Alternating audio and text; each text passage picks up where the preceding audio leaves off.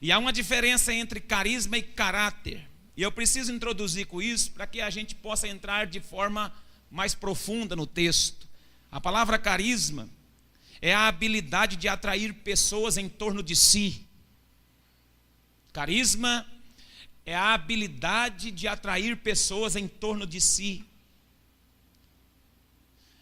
E é por isso que multidões seguiam Jesus, porque Jesus também tinha carisma. Não é pecado ter carisma. O problema é a gente confundir ou o carisma com o caráter, ou somente ocupar-se de carisma para fazer a tarefa da obra do Senhor. Só carisma não resolve. É necessário, mas não resolve. E o caráter é um conjunto de hábitos adquiridos ou desenvolvidos ao longo do tempo que define quem é a pessoa. Isso é caráter. Caráter é um conjunto de hábitos que são adquiridos e são desenvolvidos durante o tempo, durante a vida. E que esse conjunto de hábitos define quem você é. Isso é caráter. Então, carisma é uma habilidade que atrai gente para próximo de você. Mas caráter não. Caráter é um conjunto todo de hábitos que são adquiridos e desenvolvidos com o tempo. E vai definir justamente, perfeitamente, literalmente quem é você. Eu gosto de uma frase do escritor anônimo que diz assim: reputação é o que os homens pensam que você é. Caráter é o que Deus sabe o que você é. Muita gente zela pela reputação e está certo. Mas reputação é aquilo que os homens veem em você e imaginam que você é. Agora caráter não. Caráter é o que Deus sabe a respeito de você.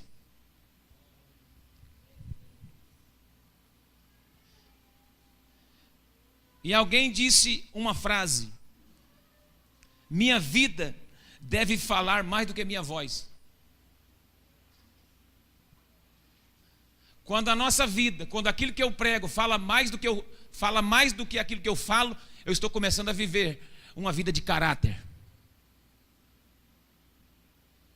Quando o meu testemunho, quando a minha vida fala mais pelo exemplo do que pela voz, eu estou começando a viver um padrão de caráter. Porque existem pessoas que falam, mas não faz nada do que fala. E o exemplo vale mais do que a palavra. O exemplo vale mais do que a fala. Quem está me entendendo, diga glória a Deus. Foi pensando sobre isso que Deus trouxe esse texto para que eu meditasse, para trazer hoje aqui a palavra. Nós vamos dar uma esmiuçada nesses versículos que nós lemos aqui, porque Deus tem uma mensagem poderosa para nós aqui. Quantos recebem, diga glória a Deus. Então eu quero elencar aqui algumas coisas importantes, porque carisma mais caráter é igual a sucesso. Carisma mais caráter é igual a crescimento. Se você juntar isso em torno do propósito de Deus, você vai ser um homem e uma mulher de sucesso.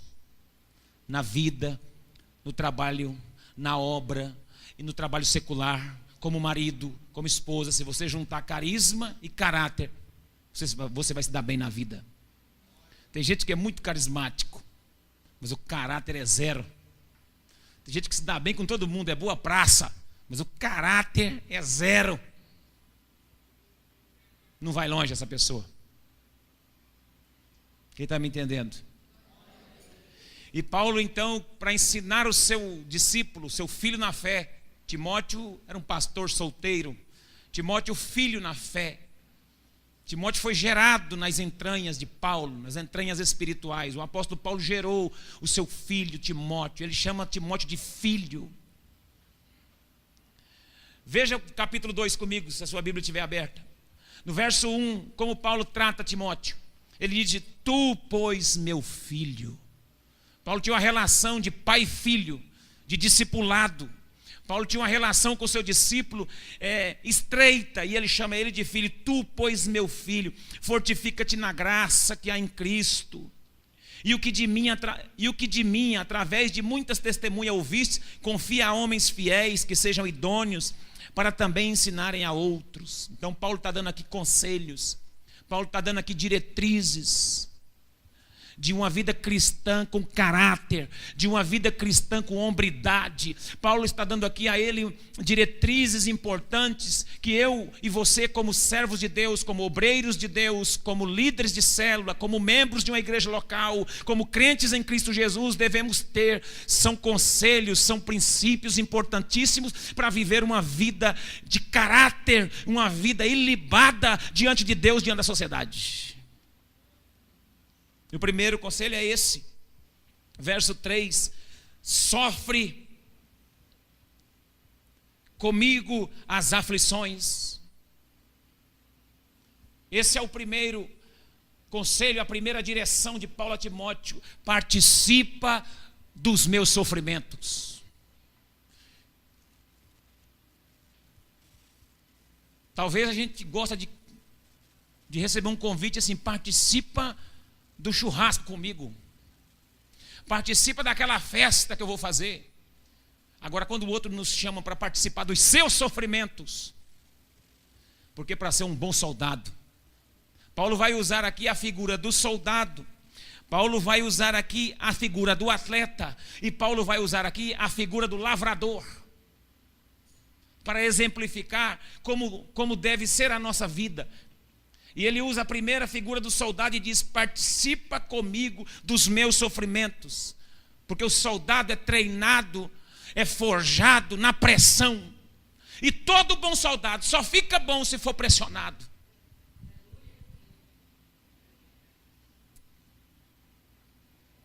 E todo crente só fica bom se for na pressão.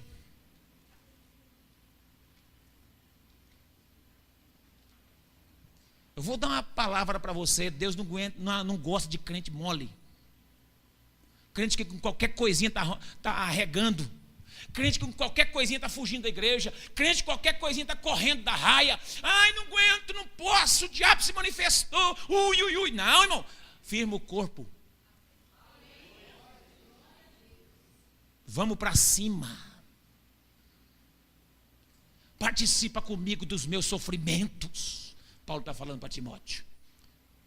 Vai ter sofrimento, encara comigo. Vai ter peleja, vamos junto.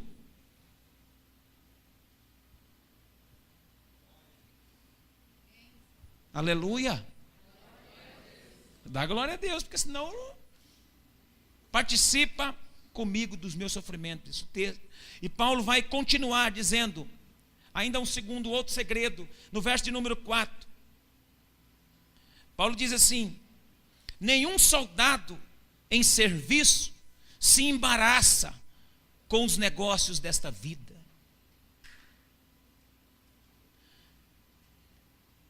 A fim de agradar aquele que o alistou. Ele está dizendo aqui, irmãos, que nenhum soldado se embaraça a fim de agradar aquele que o alistou. Não deixa nada te atrapalhar. A palavra embaraçar é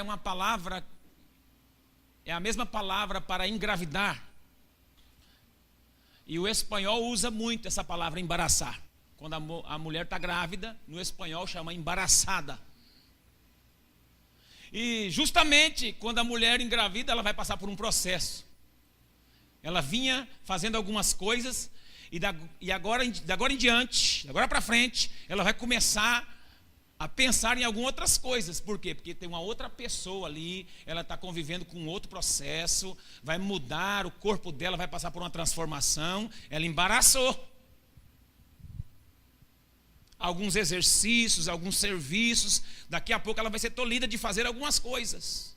E assim é o obreiro, o soldado, o crente, que está na caminhada, está com Deus, está liderando sua célula, está trabalhando, começa a se embaraçar com muita coisa, não vai dar conta de nada.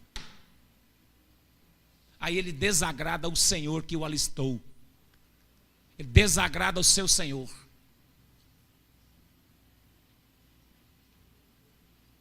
Não se embarace com os negócios dessa vida, irmão. Procure saber o que Deus quer para você. Porque quem tenta fazer muita coisa não faz nada.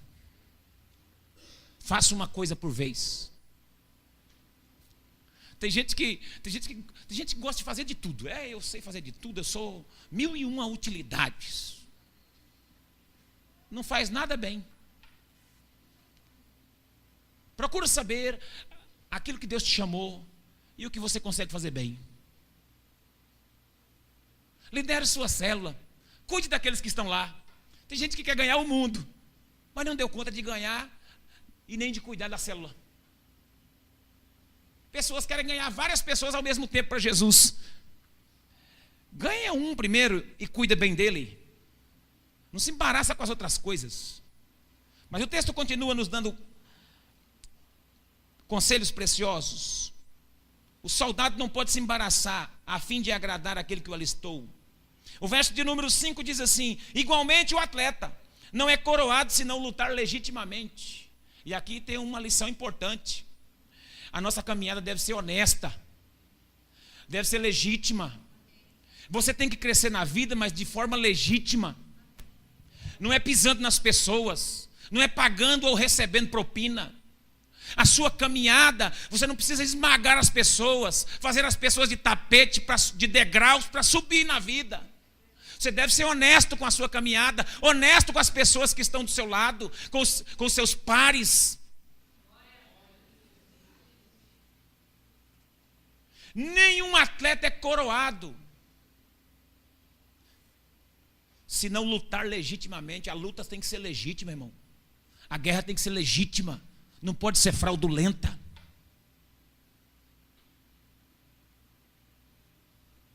Não pode.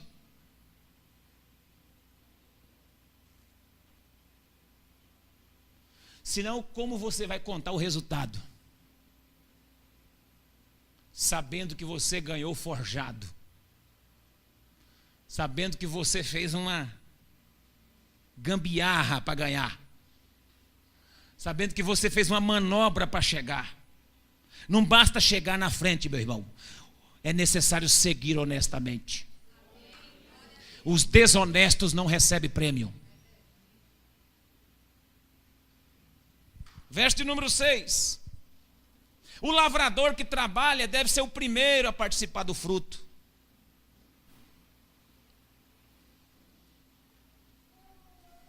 O trabalhador recebe o seu salário. Ele colhe do fruto que planta. Isso é uma lição. Você está trabalhando? Pode ficar tranquilo, você vai colher. Agora, se você não estiver trabalhando, a Bíblia diz que quem não trabalha não deve comer. Tem gente que morre na preguiça. O líder preguiçoso, a célula não cresce não, irmão. Aí depois ele começa a colocar a culpa nos líderes na célula. Porque minha célula não cresce, não tem jeito. O povo ali é teimoso. O povo ali é complicado. O povo ali, pastor, misericórdia. Você não trabalha aí. Tem que trabalhar. Mas eu não estou rompendo. Mas lá no meu trabalho.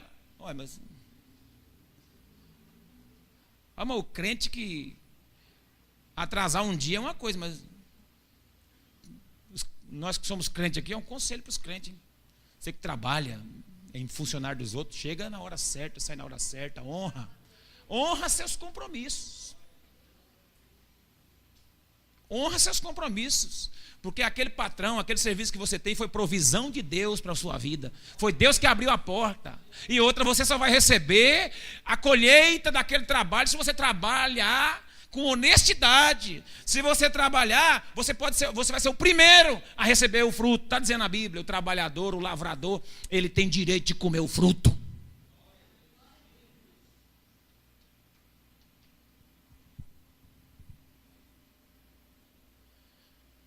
Tem pastor que reclama que a igreja não cresce, mas também não trabalha. E eu não estou falando mal de pastor, não, porque eu não posso falar mal da minha espécie. Eu estou falando de gente que não trabalha. Fica o dia inteiro no WhatsApp aí para ver se você vai colher fruto. Fica o dia inteiro na internet aí. Fica o dia inteiro no Facebook aí. Fica o dia inteiro em televisão aí. Fica o dia inteiro em rodinha tomando tereré para ver se você vai colher fruto de alguma coisa. Não colhe fruto de nada, não. Nós temos que trabalhar. E eu falo para essa meninada, trabalha. Tem cada meninão preguiçoso. Está com o pescoço, essa grossura. Tá...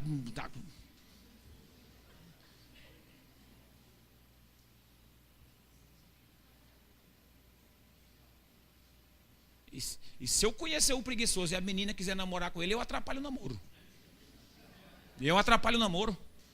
Fala, não, minha filha, não entra nessa enrascada, não. Sai fora disso. Tem que trabalhar. Do trabalho das tuas mãos comerás, a Bíblia diz. Feliz serás e tudo te irá bem. É bíblico, meu irmão. Dá glória a Deus. Mais um conselho importante no texto. Verso de número 15. Verso de número 6. Não, 6 já falei, do trabalho. Verso 15. Procura apresentar-te a Deus aprovado como obreiro que não tem do que se envergonhar e que maneja bem a palavra da verdade. Olha os líderes de célula aqui, ó. Tem que estudar o texto para ministrar.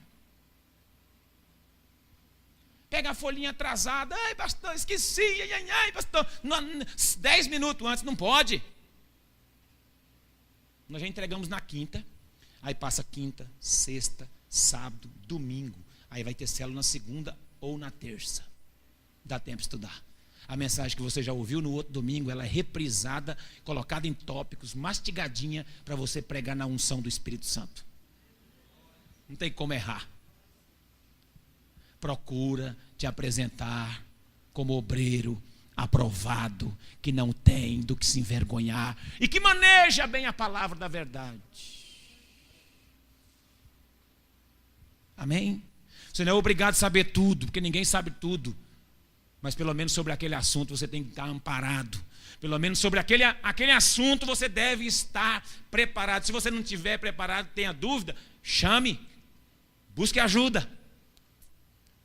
Mas eu creio que você está fazendo isso, hein? Eu estou só dando conselhos, porque isso não pode acontecer. Às vezes acontece, mas isso não pode ser sempre. Amém? Os líderes de célula que estão aqui podem dar glória a Deus. Todos os líderes de célula da nossa igreja hoje, todos eles pregam. E pregam bem. Sabe por quê? Porque estão aprendendo na palavra. Eles levam o esboço da palavra. Todos eles, pode escalar um por um aqui, que eles dão conta de pregar já em público para tudo quanto é lugar. Eu não tenho vergonha de enviar um obreiro, um líder de célula nosso daqui para outra igreja para pregar, porque eu sei que não vai sair bobeira.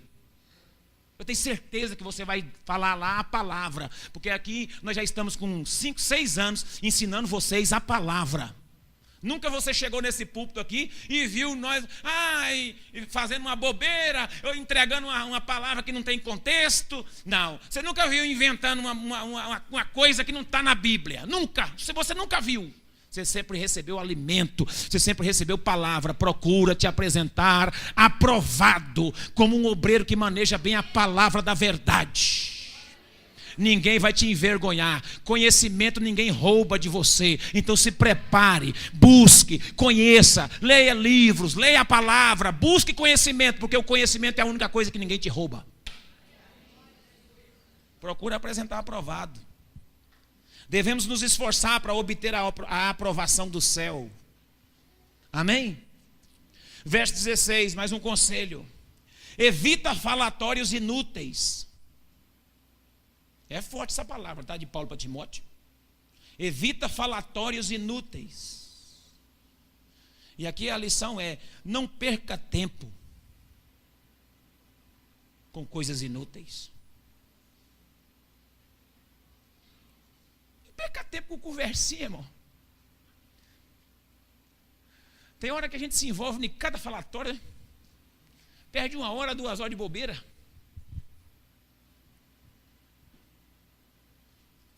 E é tanta conversa que a gente acaba pecando. Aí depois a gente sai entristecido. Para que eu fiquei com essa conversa aí? Entristeci o Senhor, meu coração saiu triste. Então evita falatório. Evita. Falatórios inúteis. A Bíblia fala falatórios inúteis, mas isso aqui chama conversa fiada. No português do pastor Pedro é conversa fiada. A Bíblia chama falatórios inúteis, mas às vezes a gente entra em conversa fiada mesmo. Não é nem conversas assim aparentemente pornográficas, pecaminosas demais, mas é algo que rouba o nosso tempo. É algo que tira o nosso tempo. É algo que rompe com o precioso tempo que nós temos. Evita, irmão, aquilo que não vale a pena na sua vida. Faz um propósito com Deus. Faz um propósito com Deus. Fala, Deus, eu vou evitar muitas coisinhas que não estão valendo a pena na minha vida. Muitas conversinhas, muito tempo perdido. Eu vou evitar isso aí. Nós estamos encerrando um ano, irmão. Vamos fazendo uma varredura na nossa alma e descobrindo o que a gente pode evitar para que a gente possa viver um ano que vem melhor. Porque todo mundo faz propósito fim de ano quando vai atravessar de um ano para o outro. Eu faço, você, todo mundo faz. Jogar fora aquilo que não prestou esse ano. Fazer um propósito com Deus agora. 2019 vai ser diferente. E a gente faz cada voto. Não é errado fazer, tem que fazer. Mas temos que cumprir. Precisamos cumprir os votos feitos no altar. E um deles é aqui: evitar aquilo que não vale a pena. Colocar esforço naquilo que não nos edifica. Um dia o irmão falou assim: pastor, mas aquela modinha de viola antiga, que só fala da raiz da terra,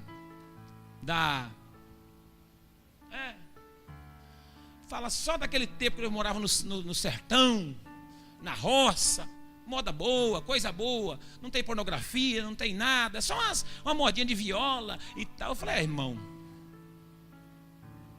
não peca, mas também não edifica. Vou falar para você que você está em pecado por causa disso, mas também não edifica em nada. Então, ao invés de você gastar o tempo seu, precioso tempo, e não ser edificado, gasta com aquilo que edifica.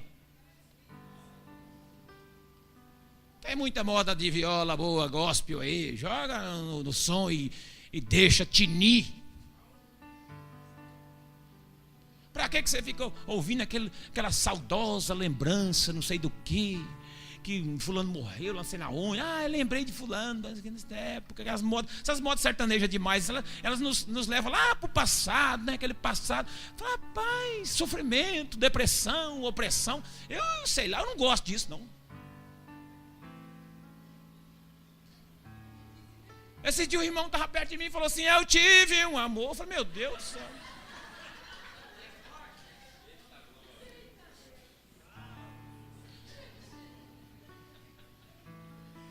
Quase que eu completei. Amor tão bonito. Só que eu não completei não, fiquei quieto, né? O cara já vai lembrar da saudade, né? Você não vira, não edifica. Então corta isso da sua vida. Não edifica. Vai só naquilo que edifica. Amém, igreja?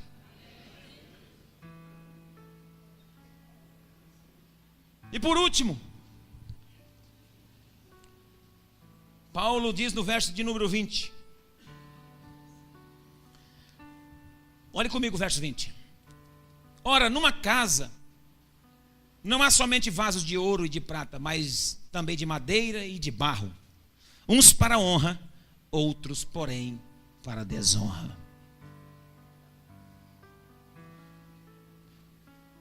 Está cheio de vaso na igreja, não está?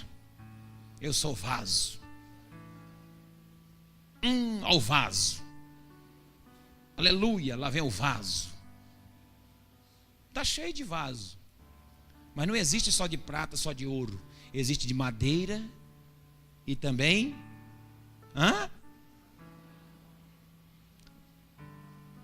barro. Uns para a honra e outros para a desonra. E eu fiquei imaginando, Deus quer que nós sejamos vasos de honra.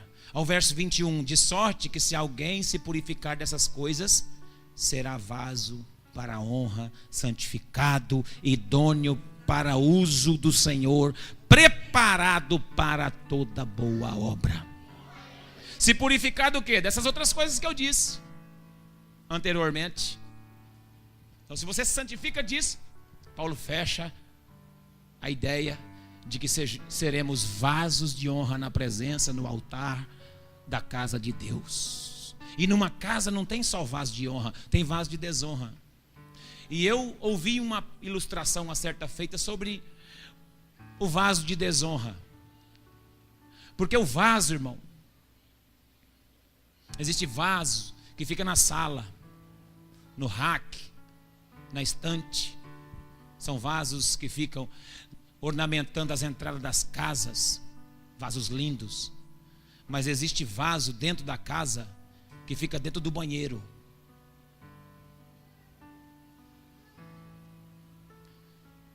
E é uma ilustração um pouco, não sei o nome para isso, meio esquisita, mas eu vou fazer assim mesmo. Por que é que a gente não pega aquele vaso que está lá no banheiro e no sábado a gente enche? Eu nunca entrei numa casa e vi aquele vaso lá em cima do rack com as flores decorando, porque aquele vaso não é para ser honrado. Aquele vaso é um vaso de desonra. Ele é um instrumento que serve, é muito bom, está ali para a finalidade dele, mas ele é só para descartar os excrementos, as fezes, e para mais nada serve. Precisamos ser vasos de honra, para você ocupar um lugar de destaque na presença de Deus, na sociedade, na cidade, no seu serviço, no seu trabalho. Você precisa ter essa palavra como base. Você precisa receber esses conselhos aqui, ó. Porque numa casa não existe só vaso de honra, não, existe vaso de desonra. Mas se alguém se purificar dessas coisas aí que nós falamos, que Paulo orientou a Timóteo, será vaso para a honra, preparado, idôneo, purificado, santificado para toda boa obra. Deus está nos preparando para a boa obra. Nós não vamos ganhar ninguém, irmão, sem testemunho. Nós não vamos alcançar a cidade se o nosso exemplo não falar mais alto.